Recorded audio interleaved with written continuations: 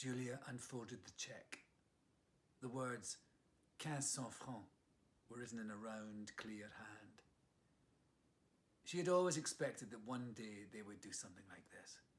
Yet, now that it had happened, she felt bewildered, as a prisoner might feel who has resigned herself to solitary confinement for an indefinite period in a not uncomfortable cell, and who was told one morning, "Now then, you're going to be let off today. Here's a little money for you.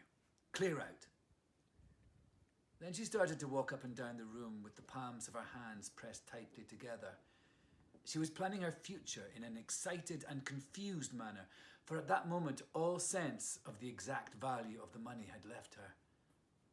As she put on her hat, she stared at herself in the looking glass. She told herself, "I must get some new clothes. That's the first thing to do." And she longed for someone to whom she might say, "I don't look so bad, do I? I've still got something to fight the world with, haven't I?"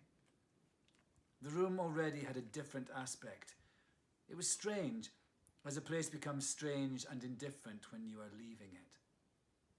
Now the gramophone next door began to play again. People were laughing, talking, pushing. Crowds of people were elbowing each other along a street, going to a fair.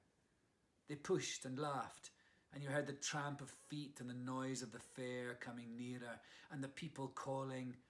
Then at last the noise of the crowd died away, and you only heard the fair music, vulgar, and yet lovely and strange. When Julia got out into the street, a certain caution awoke in her. She thought, "I must go and sit somewhere and really make up my mind what I'd better do."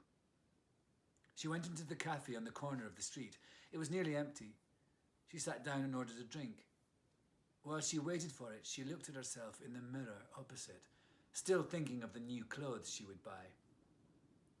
She thought of new clothes with passion, with voluptuousness. She imagined the feeling of a new dress on her body and the scent of it, and her hands emerging from long black sleeves. The waiter brought the Pernod she had ordered, and she drank half the glass without adding any water. Warmth ran to her face, and her heart began to beat more quickly. She finished the drink. It seemed to her that it had left a bitter taste in her mouth. A heat which was like the heat of rage filled her whole body. There was a blotter and pen and ink on the table before her.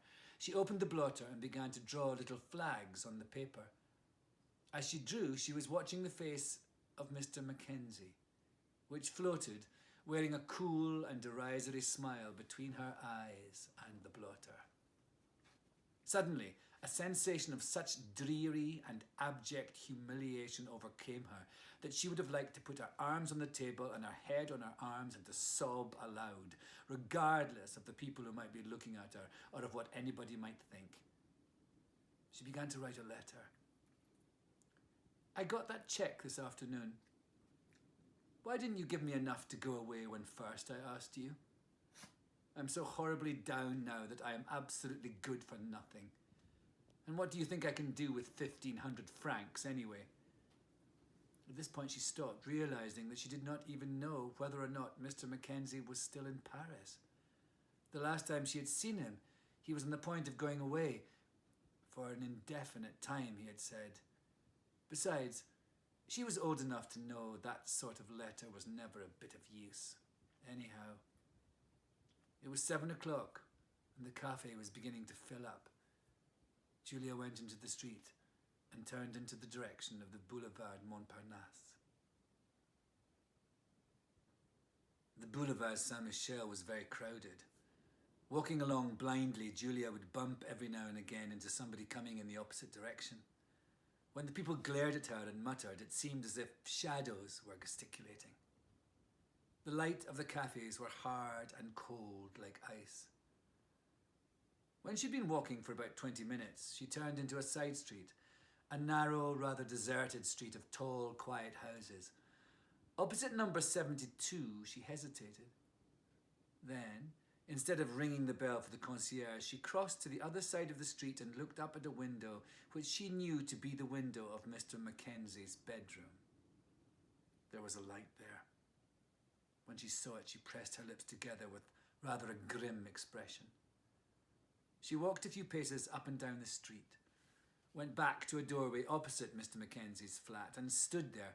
Something in her brain that still remained calm told her that she was doing a very foolish thing indeed, and that the whole affair was certain to end badly for her. Nevertheless, she felt that she must see Mr MacKenzie.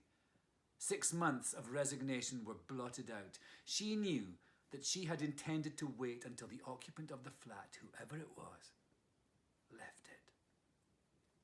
She'd been standing there for perhaps half an hour when the light went out.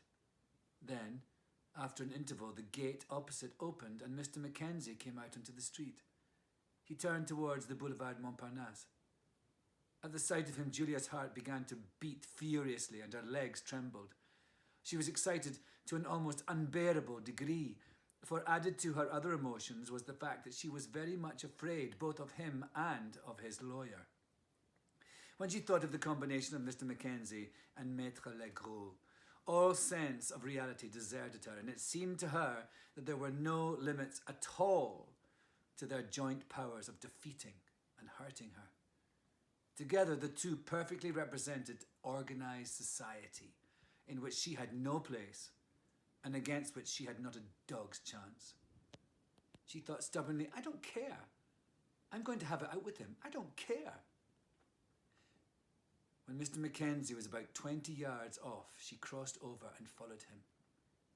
He made his way onto the Boulevard Montparnasse, and Julia saw him go into the Restaurant Albert.